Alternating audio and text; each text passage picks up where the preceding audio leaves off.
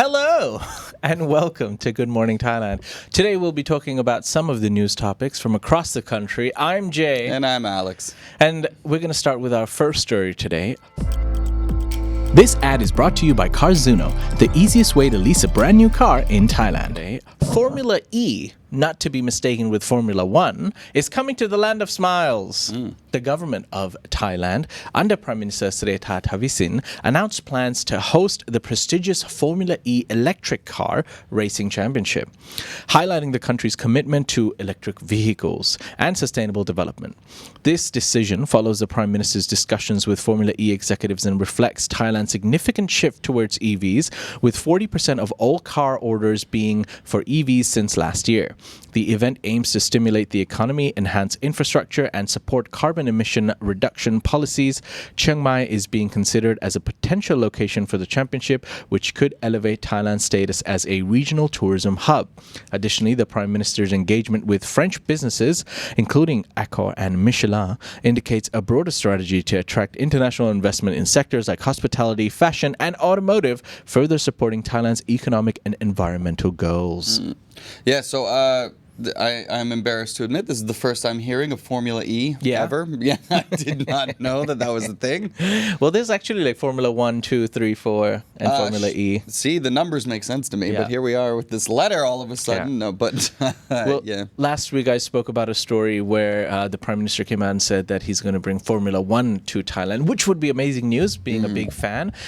Big drop down, I would say, from Formula 1 to Formula E. It's still kind of, getting up to speed. And are people as excited to watch electric cars as, the engines of the Formula One sport? They're zippy, but I feel like half the fun of the zippy. Half the fun of the sport How dare you. is the half the fun of the sport is the roaring of the motors, though. Too, I'm just thinking of just the use of adjective there tells me everything I need to know about you know about racing. Yeah.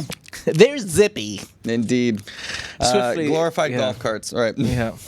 I'm sorry. Rude. Sorry, FE. Come back.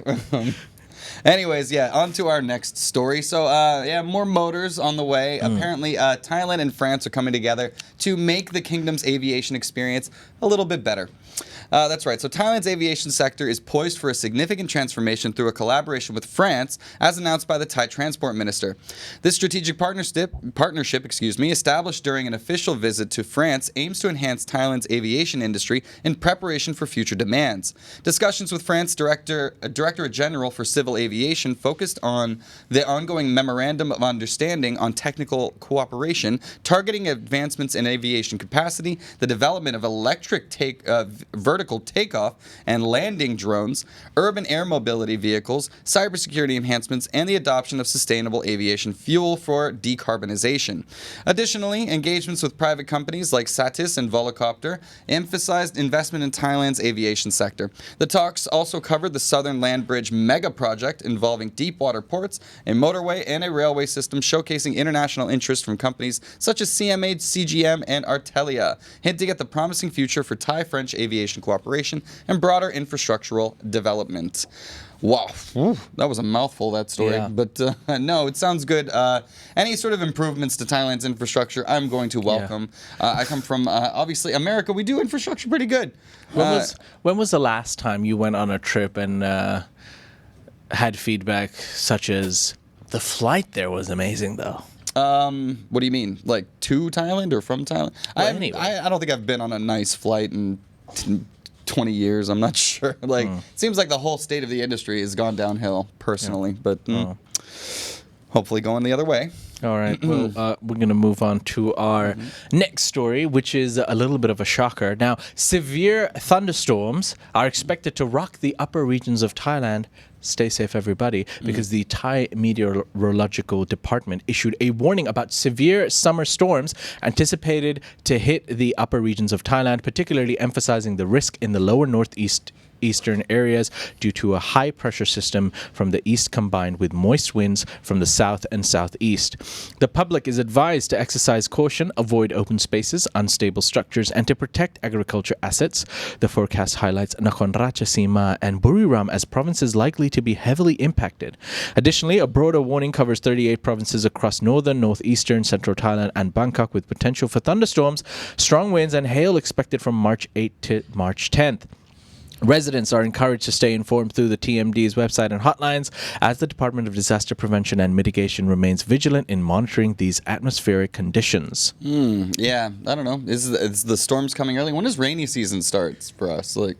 Soon. It is starting soon? Well, I guess it's coming a little early for the north. Yeah. It starts a lot later than expected and lasts a lot longer than expected. Well, maybe we should change our expectations. I'm not sure. True. But what are we without expectations, Alex? Yeah, I don't know. We're not the weathermen. Does anyone believe the weathermen anyways? We're from the city now. I think it's safe for me. I've been here 2 years. I can say I'm from the city. What do you actually feel about the rain? Does it actually spoil any of your plans, or do you just kind of dash to the place that you want to and just squat there for a couple of hours? It does spoil my plans, yeah, I gotta say. I've definitely been on a bike before where I think I can beat the rain, and then I definitely don't beat the rain, and I just show up soaked, and no, it's definitely a pain in the butt. It's always like a sad and funny moment when you're already on the motorbike and you're on the way and it starts raining, and even the driver's like, yeah, man, let's just... And then both you and the driver are waiting for the rain to stop. Underpass, yeah. Like something like that, yeah. No, it's happened to me. Okay. But it's going to happen again soon. All right. Get ready, everybody. Yeah. But yeah, so anyways, our next story. So the upcoming cannabis regulations are sparking a lot of controversy on both sides of it across the land of smiles. So, yeah, that's right. What was that? Thailand's cannabis industry, thriving since the decriminalization of recreational marijuana in 2022, faces potential regulatory overhaul as the government considers reining in its unfettered growth. Bangkok has become known for its cannabis culture and symbolizes the industry's expansion, with about 20,000 dispensaries opening nationwide. However, the health minister proposes to restrict cannabis use strictly for medical purposes, with heavy fines for recreational use.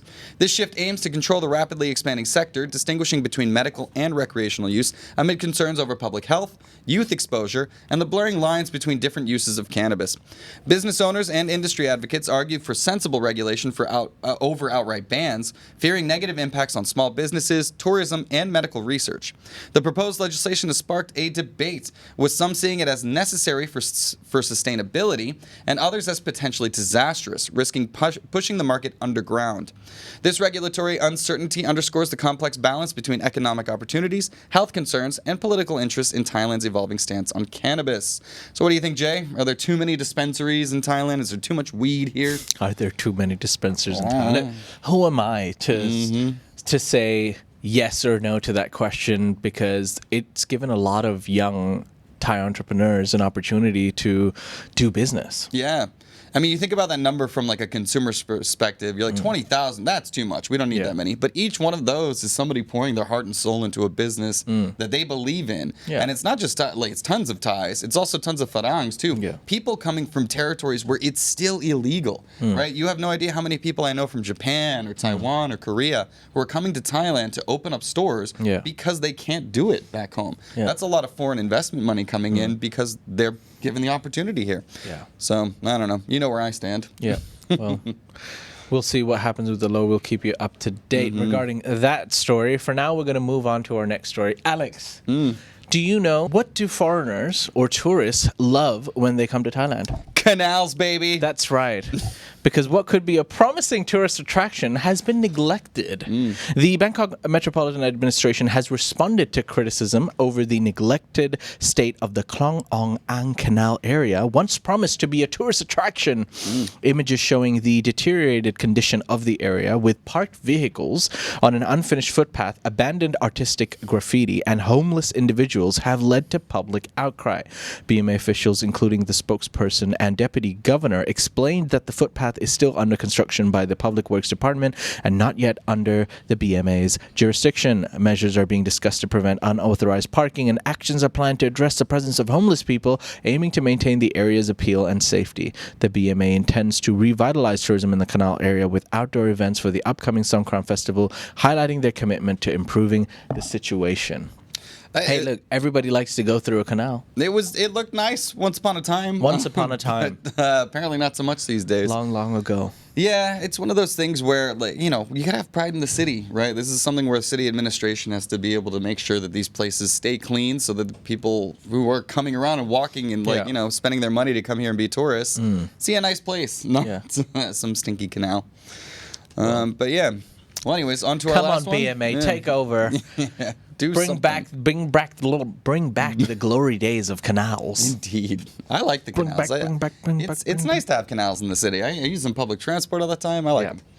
Okay. All right. Well, anyways, I got a fun, weird one for you here at the end. So, what appeared to be a human hand floating down a canal, was not. Oh. And sparked some comedy, actually. Nice. That's right. So in Samut Prakan province, a supposed human hand spotted floating in a canal stirred panic among locals and authorities. The alarming find in the Klung Hua Ko near Hua Ko Market prompted a swift response from Samut Prakan police and volunteers. However, upon inspection, the supposed human appendage turned out to be merely a discarded rubber glove, much to everyone's relief and amusement. This incident led to shared laughter among onlookers and officials at the scene, as what was feared to be a grim discovery was simply a case of mistaken identity. The mix-up provided a lighthearted moment for the community, highlighting the importance of not jumping to conclusions.